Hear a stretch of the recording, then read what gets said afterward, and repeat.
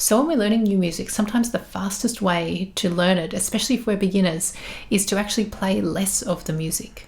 So today I'm going to show you how you can take just the bare essentials of a new piece or a song and make it feel playable right away from the very beginning.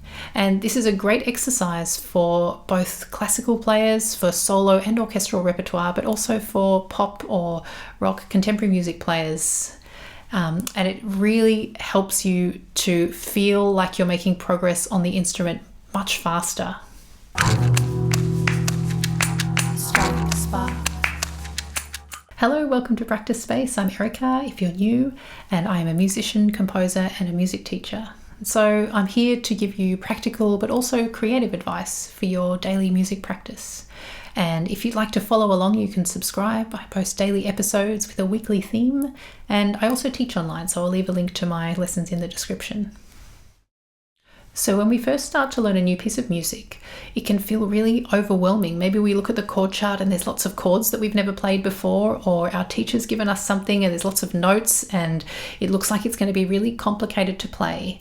And the best thing we can often do is actually strip the piece back and remove some of the stuff on the page to make it much simpler to play. And this gives us a really great early boost of confidence and makes us feel like we're playing music much faster than if we had tried to approach the piece note by note or kind of putting everything together at once all at the beginning.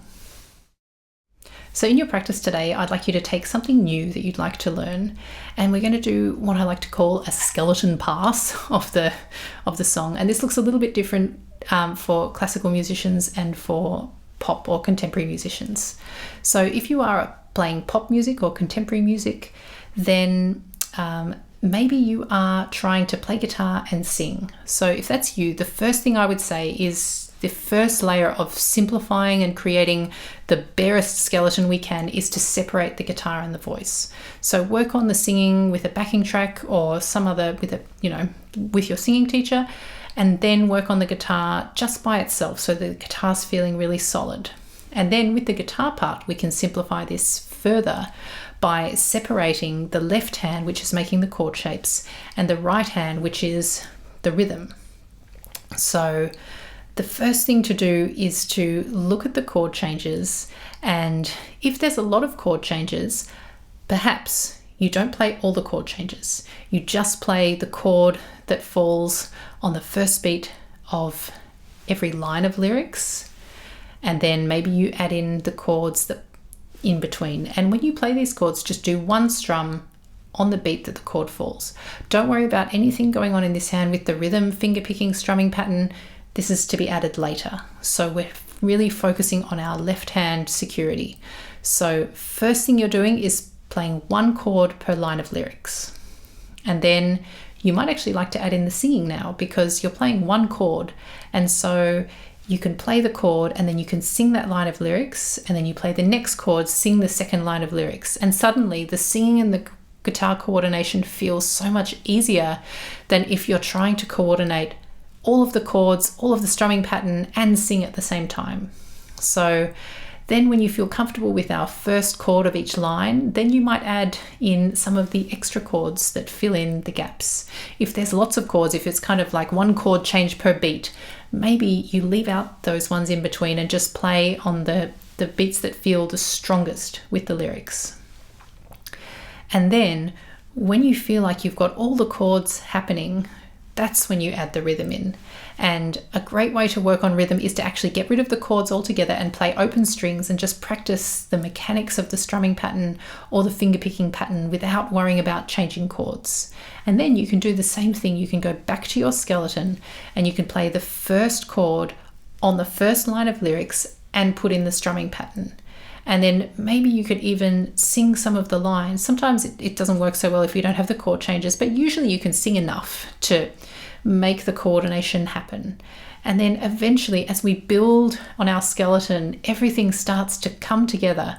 And even if all we're doing is playing a simple strumming pattern every time we change chords, no crazy ups and downs, just a down strum on every chord change, but we're singing, it feels like music, and it feels like we are making music much faster than if we tried to do the strumming pattern, change chords, and sing all at once when we first looked at the song. So if you are a classical musician, we can do something kind of similar. We can take a piece of music, and this is great if you have a big run of quavers or semiquavers and it looks fast and it looks like you'll never be able to play it. So we take our skeleton, we take the first beat of the bar, and we only play the note that falls on the first beat of the bar. And you may even be able to do this to the recording without slowing it down, because there's maybe a lot of space between the first beat of the bar and then the first beat of the next bar. And then when that feels comfortable, you add the first and maybe the third beat of the bar, and then maybe beats 1, 2, 3, and 4. And if it's a semiquaver line, you still have notes in between that you need to fill in, and eventually you'll get to the point where you're filling in those tones. And what we find is that composers have often put the really key harmonic notes on those strong beats of the bar, so 1 and 3, or 1, 2, 3, and 4, and what comes between is kind of passing tones. These add the color to the music, but the essentials are on the strong beats. And so by reinforcing those essentials, you have a really strong sense of where that harmonic line is leading, and you can anticipate better where you're going. And then it feels a lot slower to play this way. Even once you add in the passing tones, you almost think in those slower pulse beats.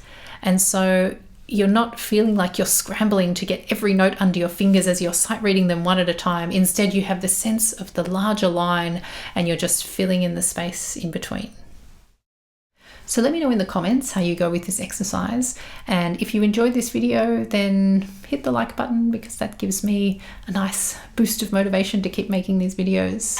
And finally, you can stick around for a short relaxation exercise after this if you like, if you want to get into a nice, calm, productive space for your practice today. So thank you for watching, happy practicing, and I'll see you tomorrow. Bye. So let's just take a few moments now to prepare the body and the mind for practice.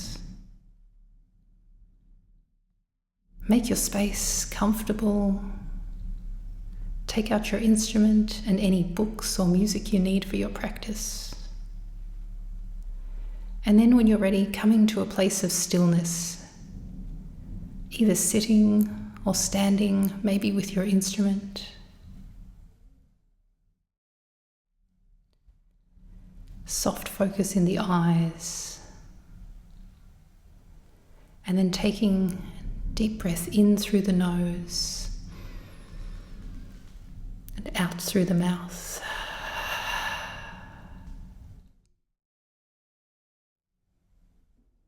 Then another inhale, and with the exhale, closing your eyes.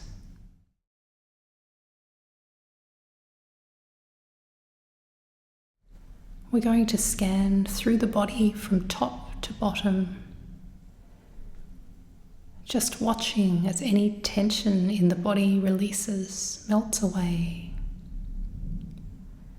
Starting at the top of the body, the head, the forehead, the point between the eyebrows, the cheekbones, the lips, tongue, the neck, all the tension releasing, melting away.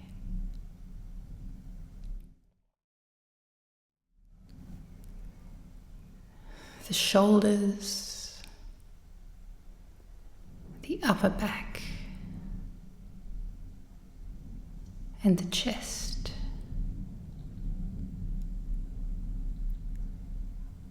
The upper half of each arm, the lower half of each arm, the wrists, every muscle in the hands, and in each finger, down each joint all the way to the fingertips, relaxing, releasing the diaphragm,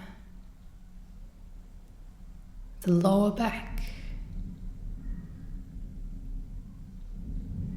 the area of the pelvis,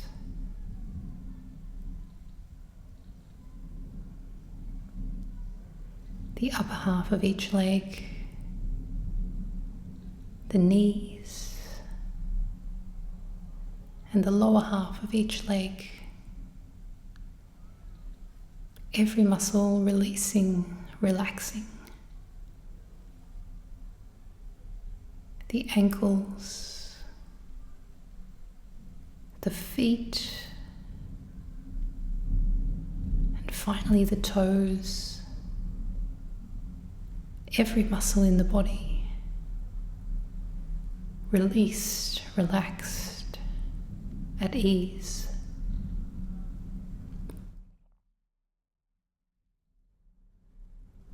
And then just sitting for a moment, taking another few breaths in through the nose, out through the mouth.